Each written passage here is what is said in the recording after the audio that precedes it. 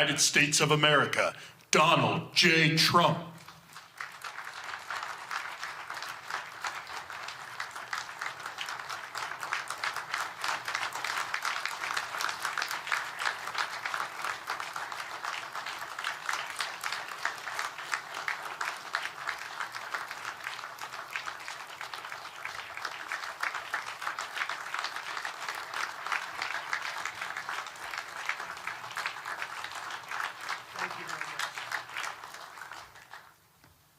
Well, this is a very exciting day, long in the making, and many countries have just received their notice, and everybody wants to be a part of it, and we'll work with many others, including the United Nations. But I want to thank you all for being here. Yesterday, we had an incredibly successful visit with many of the world's top business leaders, the best, the biggest, most successful, and foreign heads of state. And now we have one of the most important meetings of all, the official formation of what is known as the Board of Peace. I want to thank the Secretary of State, Marco Rubio, Special Envoy Steve Witoff, and Jared Kushner, and their extraordinary work. I mean, they have done an amazing job. We have peace in the Middle East. Nobody thought that was possible. We've settled 8 wars, and I believe another one's coming pretty soon. You know what that is? The one that I thought was going to be an easy one has turned out to be probably the most difficult. Last month, 29,000 people died, mostly soldiers, in Ukraine, Russia. Think of that, 29,000, 27,000 in the month before, 26,000 in the month before that. It's terrible. But we have meetings and we think we're making a lot of progress. Thanks as well to Secretaries Scott Bessent, Howard Lutnick, and Chris Wright, U.S. Trade Representative, Jamieson Greer. They're all doing such an incredible job. Ambassador Callista Gingrich, who is here, doing a fantastic, really fantastic work. Thank you, Callista. And many other members of my administration who are so committed to peace, and they're also committed to great success. Very importantly, let me recognize the very first group of distinguished members of the Board of Peace. They will be introduced by name in just a moment. Caroline will be doing that introduction. And to each and every one of you, we are truly honored by your presence today. Leaders of countries, in most cases, very popular leaders. In some cases, not so popular, but that's the way it goes in life. Thanks as well to President Karol Nawrocki of Poland, who's a fantastic man. He just won a very big election. I'm very proud of him.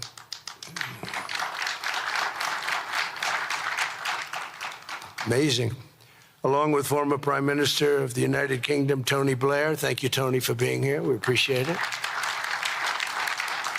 And members of the Board of Peace Executive Board, great group. This week marks the 1-year anniversary of my second inauguration as president. No administration in history has achieved such a sweeping turnaround in 12 months' time at home and abroad. We have a tremendous mandate. We won the popular vote by millions. We won every swing state to 7. They were saying, can you win all 7? Is it possible? Because it's not done. And we won all 7. We have a great mandate back at home. As I said yesterday, the U.S. economy is booming with virtually no inflation. It was 1.2% for the last 3 months. And we inherited the worst inflation in the history of our country. And we have economic growth now of 5.4%, it looks like. And I think that number can double and triple if we do the right things and if we change thinking so that if you announce good numbers, the markets go up, instead of if you announce good numbers, the market goes down because everybody tries to kill it by lowering or raising interest rates depending on the situation. When America booms, the entire world booms. And we have secured commitments for over $18 trillion in new investment coming into our country, which is a record by many times over, not just by a little bit, by many times. There's no country ever in history that's gotten anywhere near that number. Slashed our trade deficit by 77%. This is in 1 year. Yesterday was 1 year. And signed historic trade deals with nations from all over the globe. Today, the world is richer, safer, and much more peaceful than it was just 1 year ago. We put out all those fires. A lot of people didn't know, including me, that some of those wars were going on. And some of them were going on for, in one case, 32 years, in another case, 35 years, and another one, 37 years. We were very happy to stop the war that had started with India and Pakistan, two nuclear nations.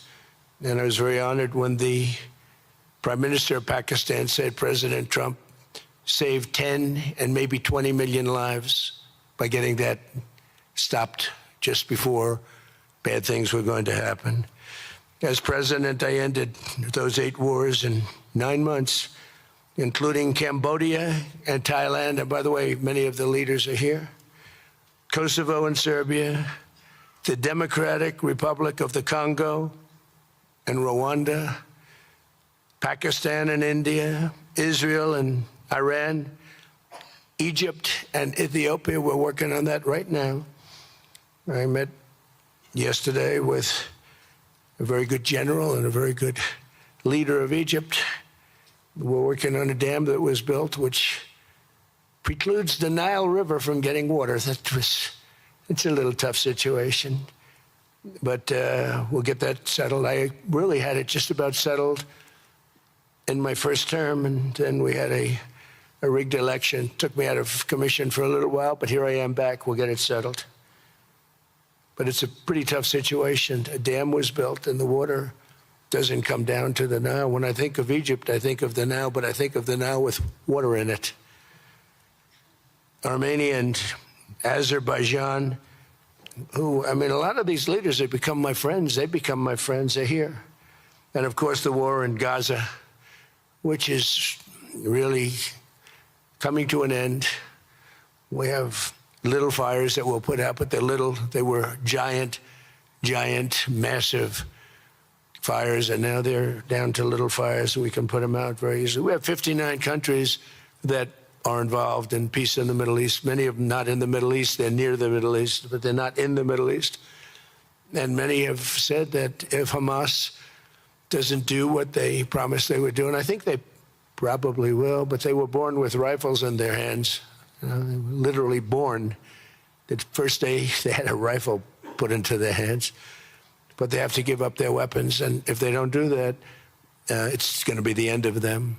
But many countries have told me we want to go in and do it. And they really aren't countries that you traditionally think of as being involved in that. But that's a fire. Hezbollah in Lebanon, we have to do something about that. But these are, I call them remnants. They're small remnants compared to what it was before. It was massive, large, powerful countries fighting each other. In another great victory for the ultimate goal of peace in June, we obliterated Iran's nuclear enrichment capacity with Operation, we call it Operation Midnight Hammer. It was midnight, it was dark, no moon, and every single one of those bombs from the B-2 bombers hit the air shafts and went deep into the earth and totally obliterated everything that they were doing. They were 2 months away from having a nuclear weapon. Can't let that happen. And Iran does want to talk, and we'll talk. We've also hit ISIS in Syria, and very strongly, as you know. In my first administration, I took out al-Baghdadi, the founder of ISIS, and he was trying to start it up again because due to the tremendous talent of General Raisin Kane, as I call him, he wiped out ISIS in a period of 3 weeks in my first term. You know, we had a great first term, but the second term is, I think, blowing it away, actually. But we took out ISIS, and we had, it was gone, but during the Biden administration, it formed again a little bit. We hit it very hard in Syria. And Syria, by the way, I spoke with the president, is making a lot of progress, tremendous progress, actually. We're very happy about that. We took off all sanctions, which gives them a chance to breathe. And he is working very, very hard, and I think he's going to put it all together. So many things are happening, many good things. Threats to Europe and America, the Middle East, and other places are really calming down. It's a lot different than it was just 1 year ago. Just 1 year ago, the world was actually on fire. A lot of people didn't know it. And in Nigeria, we're annihilating terrorists who are killing Christians. We've hit them very hard. They've killed thousands and thousands of Christians. What's that all about?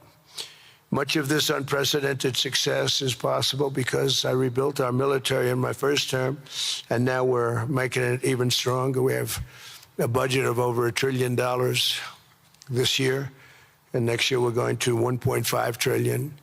Our country's never done better economically. We're taking in numbers that we've never taken in, not only the fact that the investment is at 18 trillion plus, but our jobs numbers, everything is, I think, maybe better than ever before. I think you're going to see and a lot of you are investing in our country. I think you're going to be extremely happy with your investments. I think you'll see numbers like you haven't seen before. I also secured commitments from virtually all NATO allies to increase their defense spending to 5% of GDP. Everybody but Spain. I don't know what's happening with Spain. Why would they not do that? They want a free ride, I guess, huh? Every country but Spain increased to 5%. I don't know why. We're going to have to talk to Spain. With America's renewed attention to security of the Western Hemisphere, I've stopped the invasion on our southern border and designated the drug cartels as foreign terrorist organizations. And you probably saw that we've virtually stopped almost 100% all drugs coming in by water. And now we're going to stop them on land. The land is easy. The water is tough. But that's down now. I heard it just last night. It was 97. Now it's 98.1%. And we're trying to figure out who are the 2% that are willing to get onto those boats. I don't think they watch television or the news. But we've taken out almost 100% of all of the drugs coming into the United States by water. And now we'll, I think, very easily stop them on land. That's the easy part. We wanted to wait till the other was taken care of. And earlier this month, thanks to the unrivaled skill, power, and might of the U.S. military, we have the most powerful military in the world by far. We captured the outlaw dictator, Nicolas Maduro, and the people of Venezuela are very happy about it. And we're having great relationships with the new leaders of Venezuela. The relationships have been good. We're opening up the country to our giant oil companies, and it's going very well. We've already taken out, think of this, 50 million barrels of oil, and a lot of that's going to go back to Venezuela. They'll do more income with us in a short period of time than they did in years, because as much oil as they have, and they have a lot, just about the most.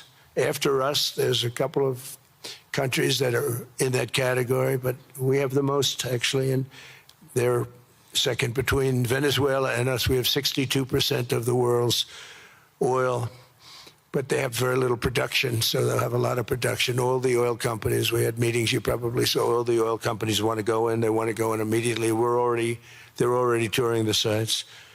But our military was amazing. That strike was amazing. We had a second wave coming. We didn't need it.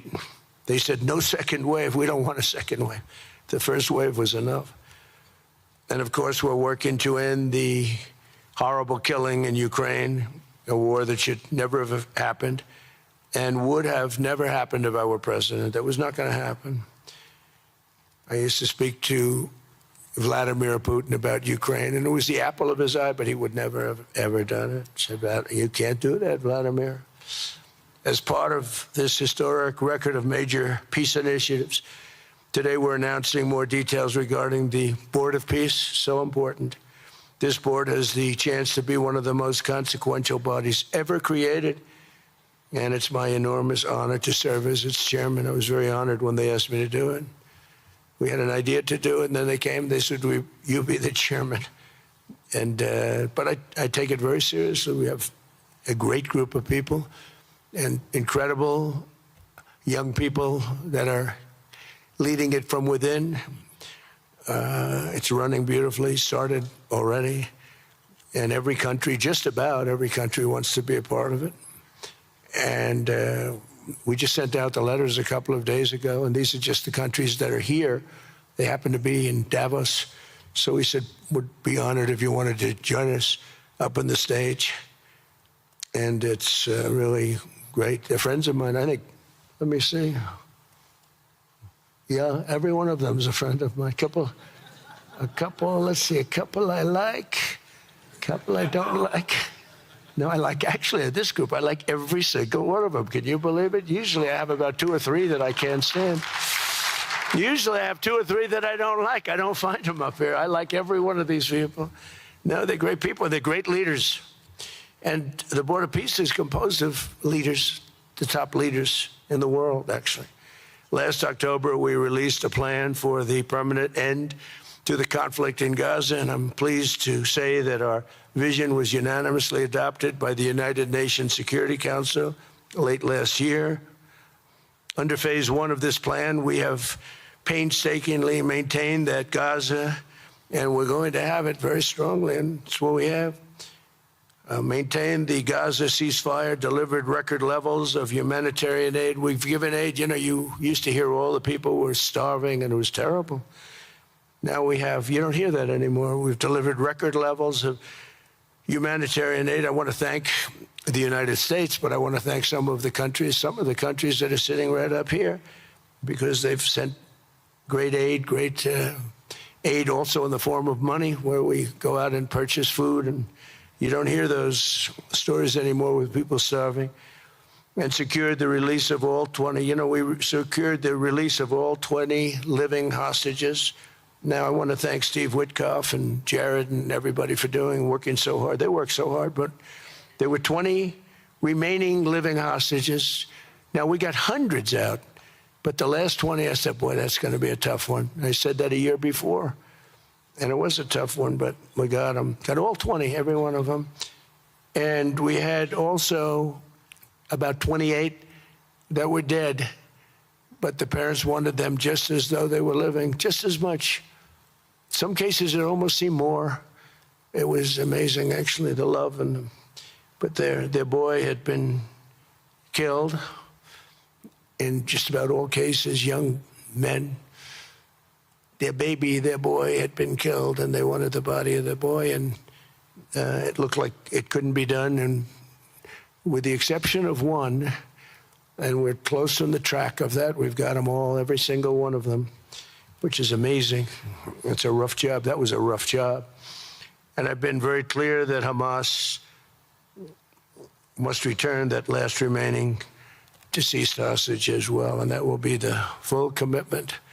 And then we get on to other things, and we're committed to ensuring Gaza is demilitarized, properly governed, and beautifully rebuilt. It's going to be a great plan, and that's where the Board of Peace really started. And I think we can spread out to other things as we succeed with Gaza. We're going to be very successful in Gaza. It's going to be a great thing to watch, and we can do other things. We can do numerous other things. Once this board is completely formed, we can do pretty much whatever we want to do, and we'll do it in conjunction with the United Nations. You know, I've always said the United Nations has got tremendous potential, has not used it. But there's tremendous potential in the United Nations, and you have some great people at the United Nations. But so far it hasn't. You know, on the 8 wars that I ended, I never spoke to the United Nations about any of them.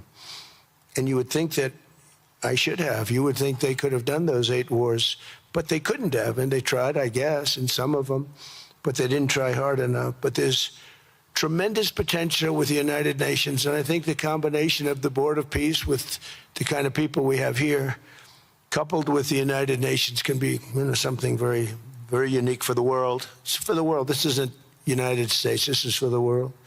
As everyone can see today, the first steps toward a brighter day for the Middle East and a much safer future for the world are unfolding right before your very eyes.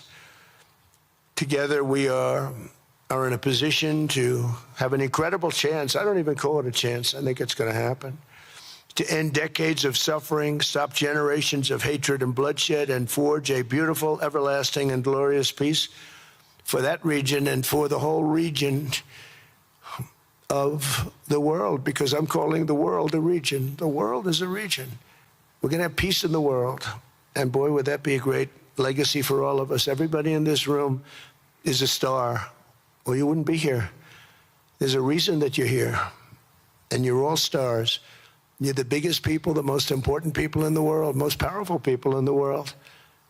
And when you use that genius that you have, that very unusual, very inspired genius, when you use that for peace, the opposite of peace has no chance. So I just want to say it's tremendous to be with you, and I think this is something that we're doing that's very important. This is the most important. I was so looking forward to being here, and yesterday was a tremendous success. A lot of good things happened, but this was something that I really wanted to be here and do, and I could think of no better place because so many people were together.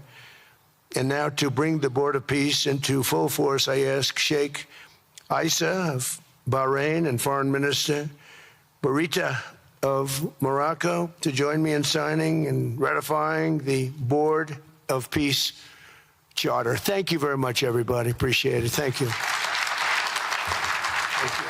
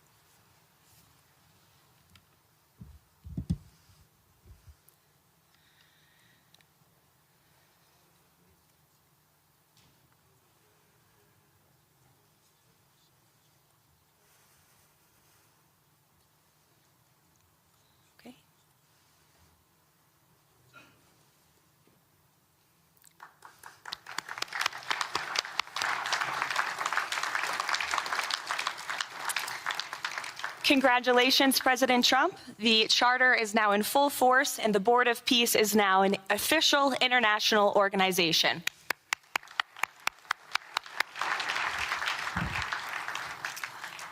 We will now continue the signing ceremonies, beginning with the President of Argentina and the Prime Minister of Armenia.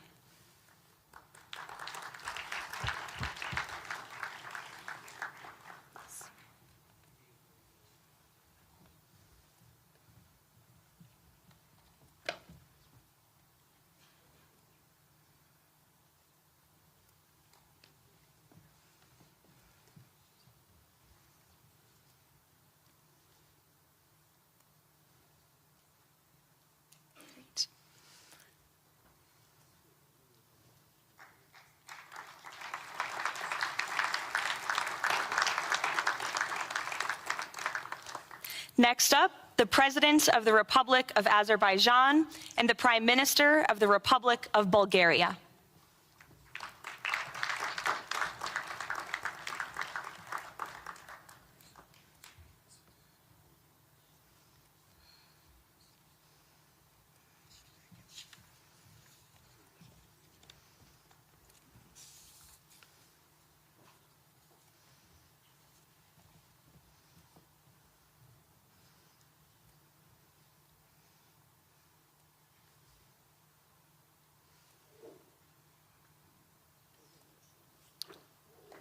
Thank you.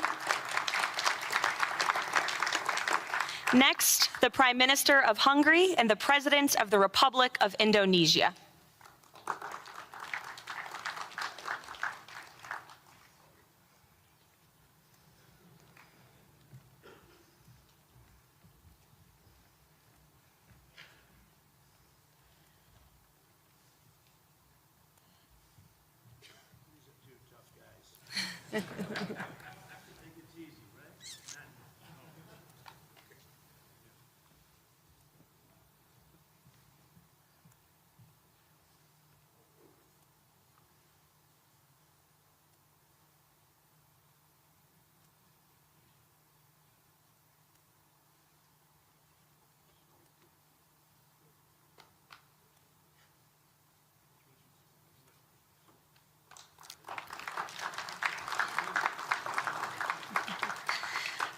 Next, the Deputy Prime Minister of the Kingdom of Jordan and the President of the Republic of Kazakhstan.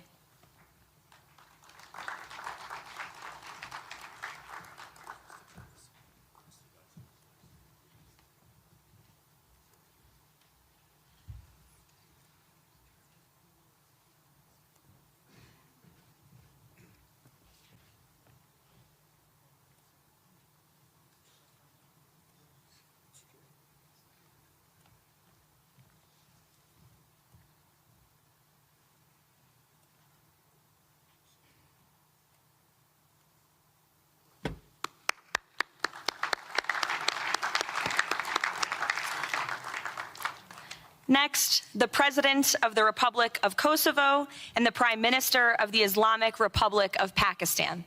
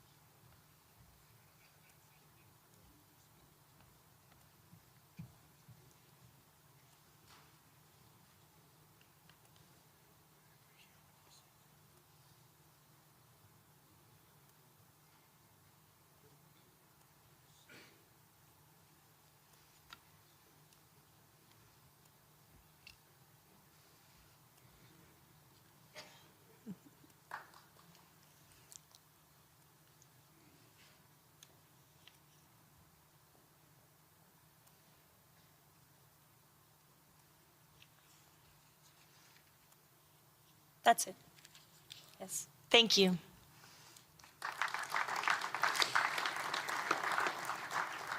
Next, the President of the Republic of Paraguay and the Prime Minister of the State of Qatar.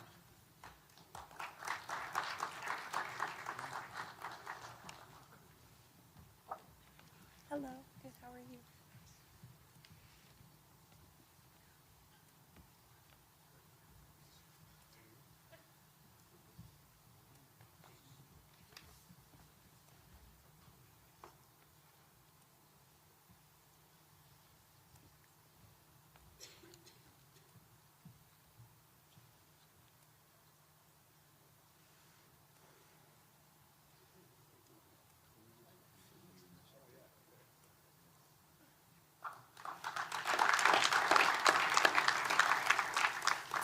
Next, the Minister of Foreign Affairs of the Kingdom of Saudi Arabia and the Minister of Foreign Affairs of the Republic of Turkey.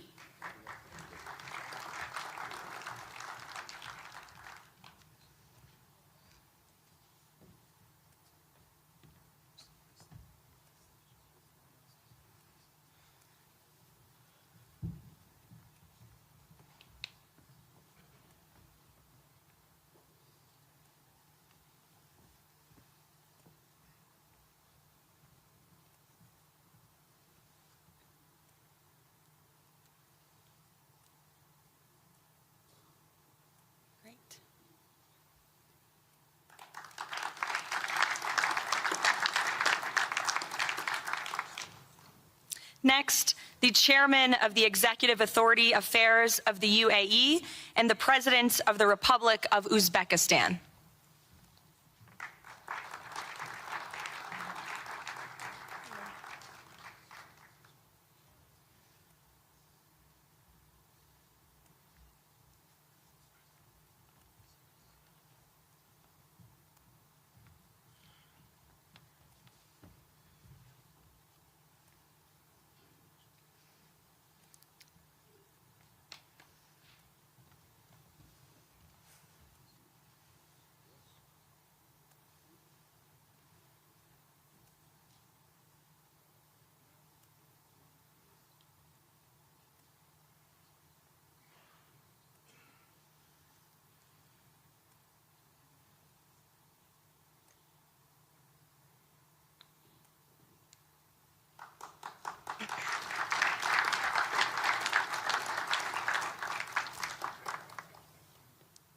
And last but not least, the Prime Minister of Mongolia.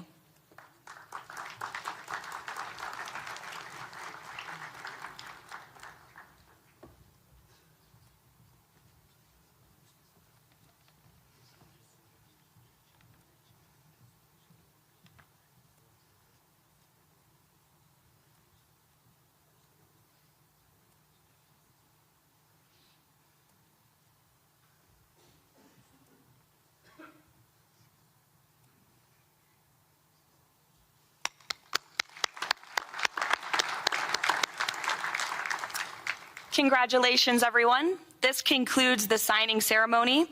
If President Trump and all of the Board of Peace members could please join the President around the table. The President is now going to sign the inaugural resolution that will resolve the Board of Peace's Gaza mandate per the United Nations Security Council Resolution 2803.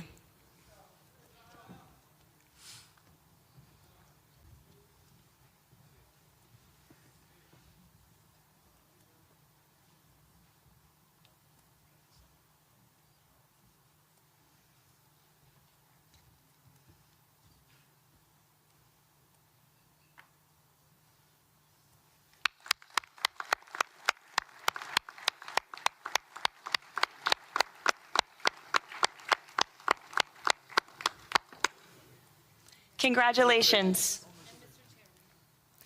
If President Trump and all Board of Peace members could please take their seats in the front.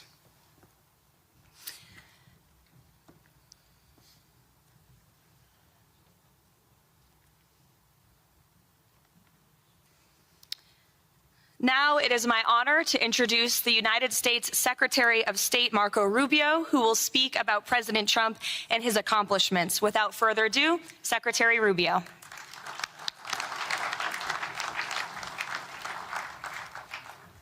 Thank you very much. It's an honor to be here today. It's an honor to serve as the Secretary of State during a historic presidency. And it's a historic presidency because the President of the United States, Donald J. Trump, is someone who is not limited by what others say is possible or what others say is impossible.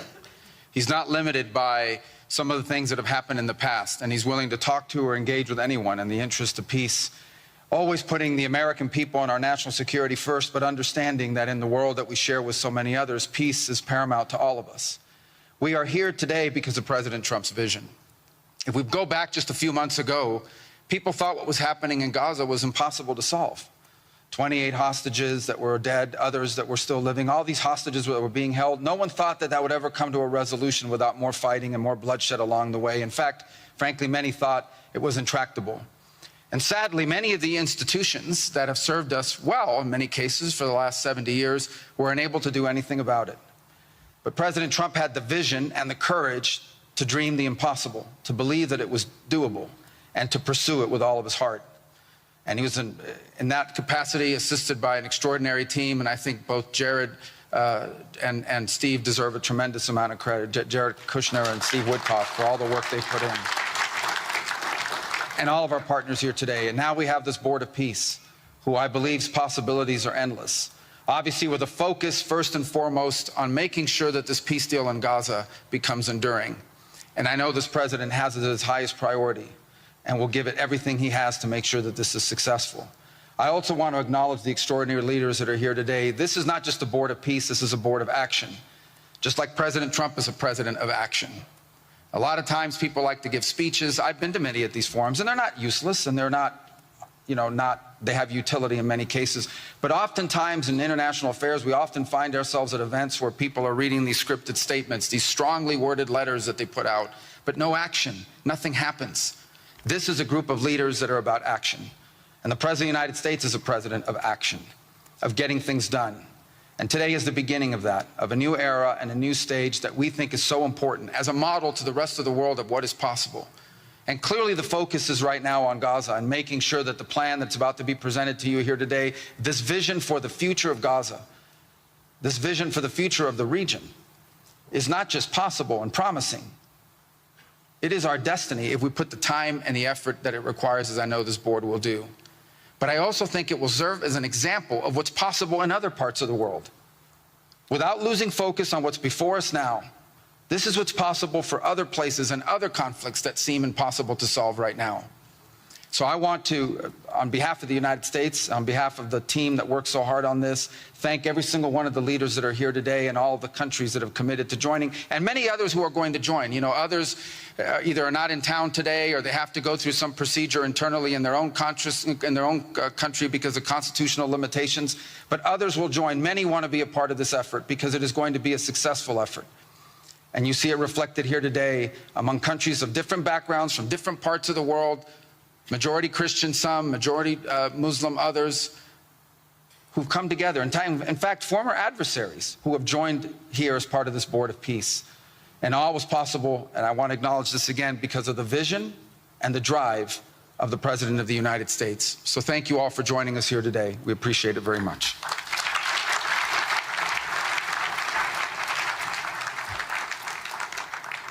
Thank you, Secretary Rubio. Please, if you could now turn your attention to the screens for a video message from the head of the National Committee for the Administration of Gaza, Dr. Ali Shaith.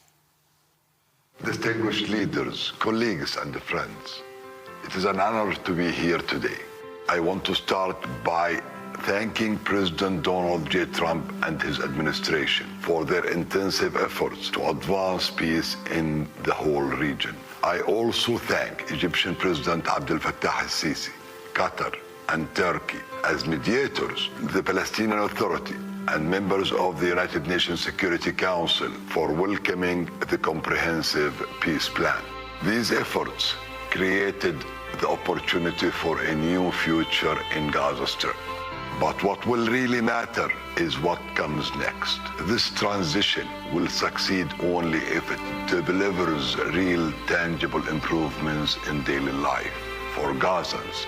As Chief Commissioner of the National Committee for the Administration of Gaza, it's my responsibility to turn this moment into action, to restore order, to rebuild institutions, and to create a future for the people of Gaza defined by opportunity and dignity, under the principle of one authority, one law, and one weapon.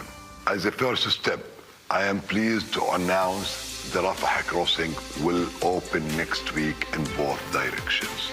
For Palestinians in Gaza, Rafah is more than a gate. It is a lifeline and symbol of opportunity. Opening Rafah signals that Gaza is no longer closed to the future and to the war. I want to be clear, there is much more work ahead, and none of it is easy. The road forward will involve difficult decisions and setbacks, but this is a real step, and it marks a new direction. Now, I would like to address the people of Gaza. من أرض الكنانة أتوجه الآن بكلمتي إلى أبناء شعبنا الصامد الصابر في قطاع غزة. لقد صمدتم وحافظتم على أسركم وأرضكم خلال سنوات عصيبة عجاف صبرت أعماقكم وكل الحدود. إن صمودكم الأسطوري لهو أعظم ما قدمت. Your legendary steadfastness is the foundation upon which we will build our future together. This moment is not for looking back, but for moving forward toward a prosperous and bright future. A future where our children grow up without fear or anxiety, where work is rewarded, schools are opened, and daily life regains its stability and security. The coming stage requires the concerted efforts of everyone, but you will not face it alone. Your voices have weight, your actions have impact, and your commitment to peace and the rebuilding of your communities will define the futures of the new Gaza Strip. Step by step, with discipline and determination, we will build a capable Gaza, capable of self-reliance, and we will build it into a center for freedom, opportunity, and peace. اليوم أسأل الأسرة الدولية ليس فقط أن تدعم هذه أسأل By our actions, hold us to clear standards and stand with the people of Gaza as we take this responsibility for our future. Thank you, ladies and gentlemen.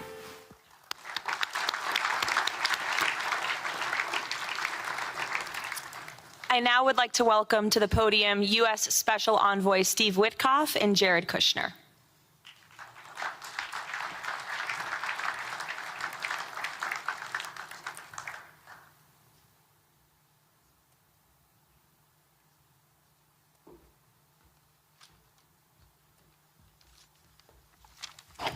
Thank you, everyone, and welcome here. This is really my honor to be up here speaking.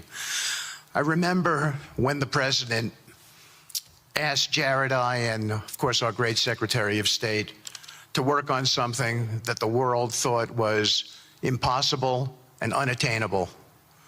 But the president, on this peace deal for Gaza, as on all other deals we work on his behalf, said we had to try. And of course, we were inspired by that. We have achieved a peace deal in Gaza. We have brought the hostages home, all of the bodies except for one, and we will bring that body home too. And maybe most importantly, we have created a sense of hope for what the future can bring in Gaza and all other places where the board of peace will operate. And I am so honored, Mr. President, to have worked on this on your behalf. I'd like to thank some people here who are here with us tonight who have done so much, done indispensable work to bring this deal together.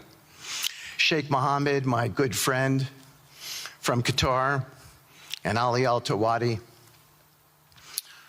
Hakan, Fidan, and Ibrahim, General Hassan, and Foreign Minister Badr Abdulati, and of course, President Sisi, and Prime Minister Netanyahu, former Special Envoy Ron Dermer, and Michael Eisenberg for all that they did. I would also like to thank our core working group and members of the Board of Peace who have been working nonstop on behalf of this incredible, noble effort, around the clock for months on end, sacrificing time with their families and their own personal lives because they believe in the mission and the vision that the President has set out for us. I'd also like to thank, those people include Tony Blair, Yakir Gabay, Josh Grunbaum, Aryeh Lightstone, Laron Tonkman, Admiral Cooper, General Frank, and I probably have forgotten some along the way. And then perhaps most importantly, I want to thank our administration. We have an incredible team. It's amazing to work for this administration. I think you see the results that we get on behalf of the President because he inspires us so much. So I'd like to thank the Vice President of the United States, J.D. Vance, for all of his help and guidance, our Treasury Secretary, of course, the Secretary of State, who we work hand in glove with, and a special thanks to our Chief of Staff, Susie Wiles, who is always available to us for consultation, for steering, and for all else that she does. Thank you.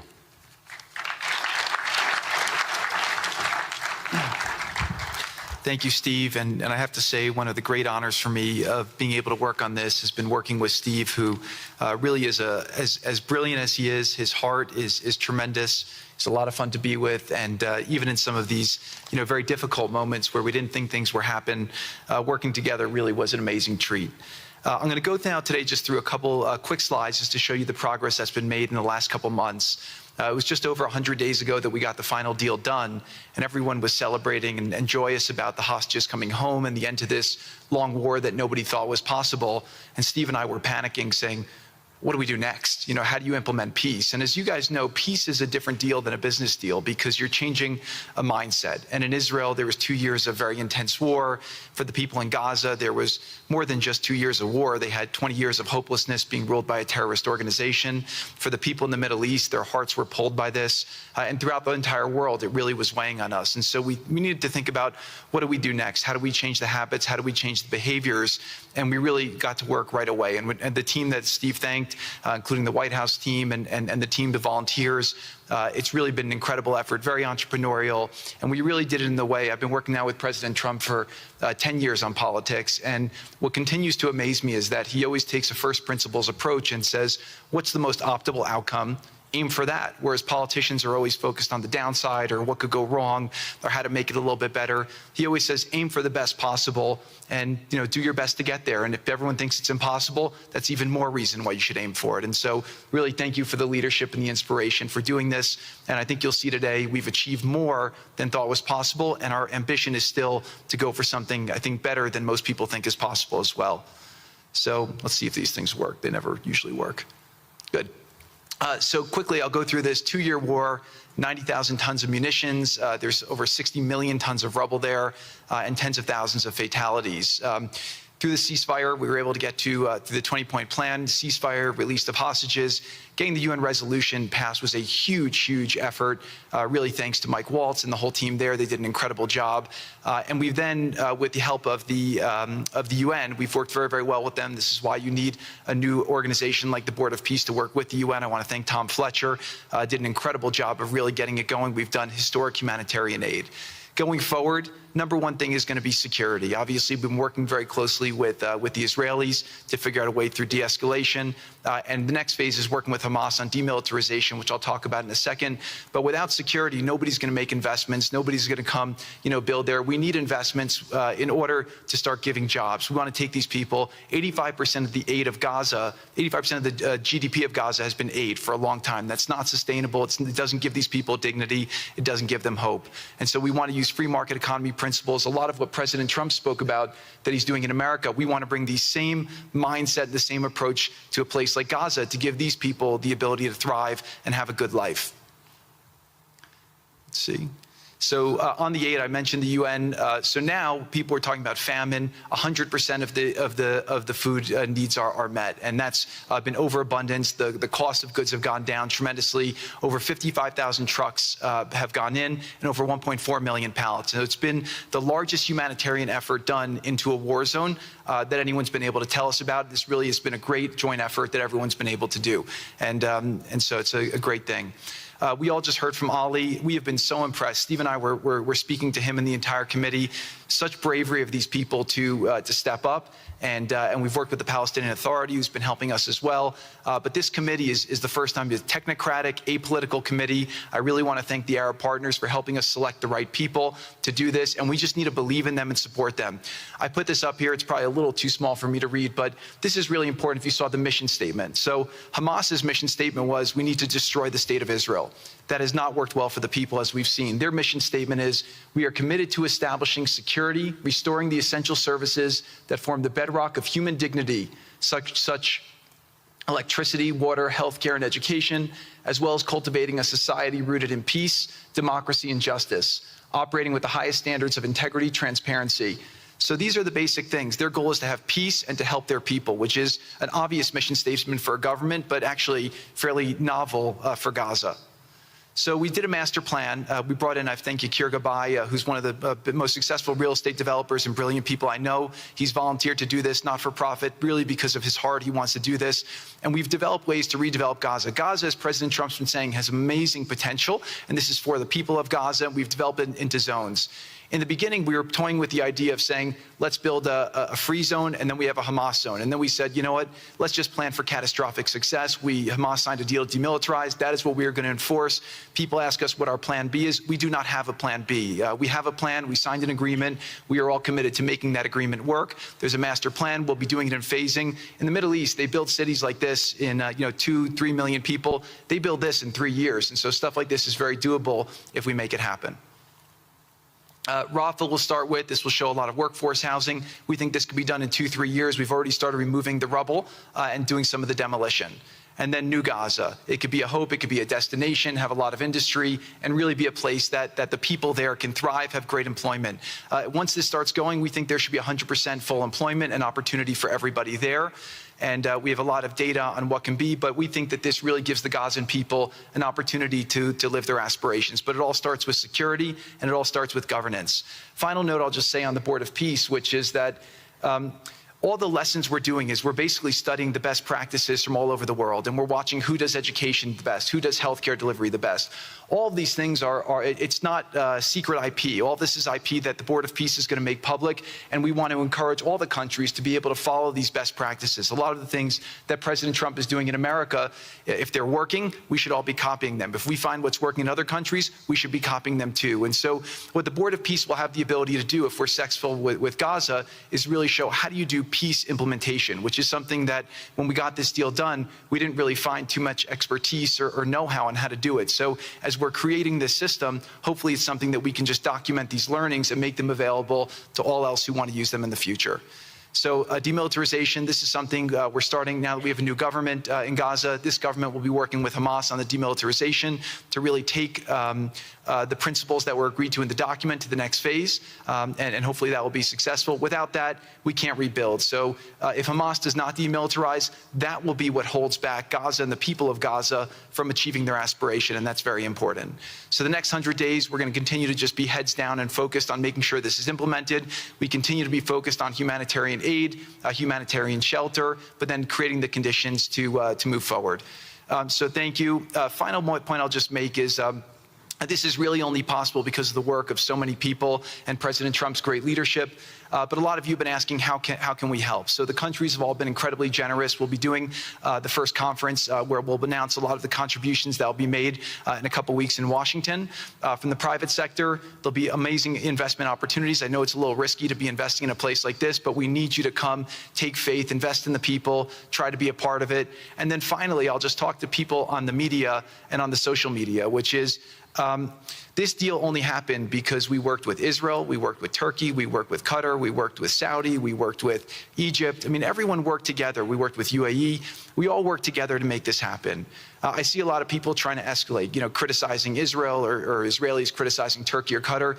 Just calm down for 30 days. I think that the war is over. Let's do our best to try working together. Our goal here is peace between Israel and the Palestinian people. Everyone wants to live peacefully. Everyone wants to live with dignity. Let's put our efforts towards promoting those who are doing the work to build this up, like Ali and his committee. Let's focus on the positive stories, and let's just calm down, turn a new chapter, and if we believe that peace is possible, then peace really can be possible. So we're going to continue to work every day. We need all of your help to do it. And again, I just really want to thank President Trump for his leadership in doing this. This would not have been possible without your commitment to this. Everyone thought it was impossible to end this war. You never gave up. You never stopped. Every time there was a setback, you told us to try harder. You gave us different ideas. And we've made several impossible things happen just in Gaza to date, and there's no reason why we shouldn't be able to make even more impossible things happen. So really thank you for your amazing leadership.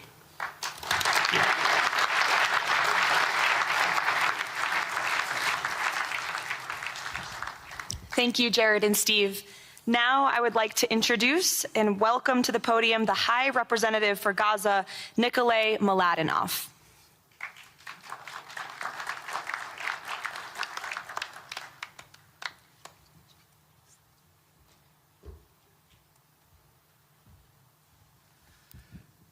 Mr. President, it's a great honor and a massive responsibility for me, for my team, for all of us to be here with you to begin this journey. Who would have thought 2 years ago that we will be sitting here with this group of countries, with this leadership, giving the people of Gaza a new chance?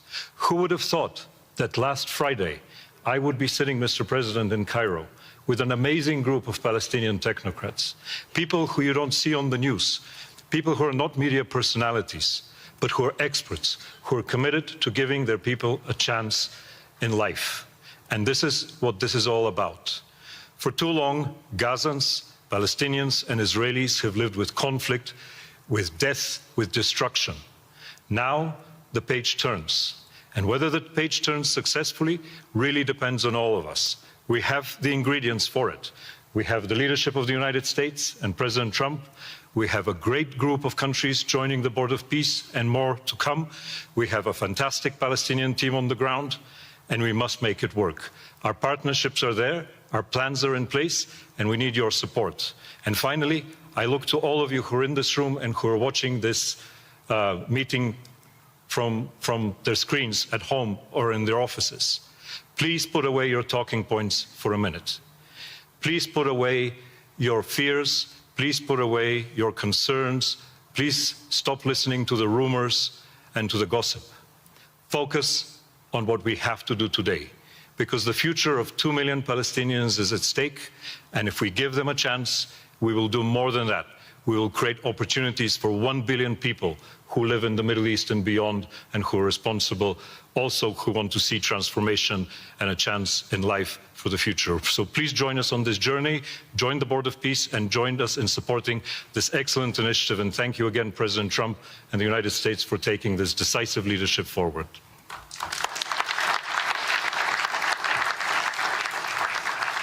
Thank you. President Trump, would you like to make some concluding remarks?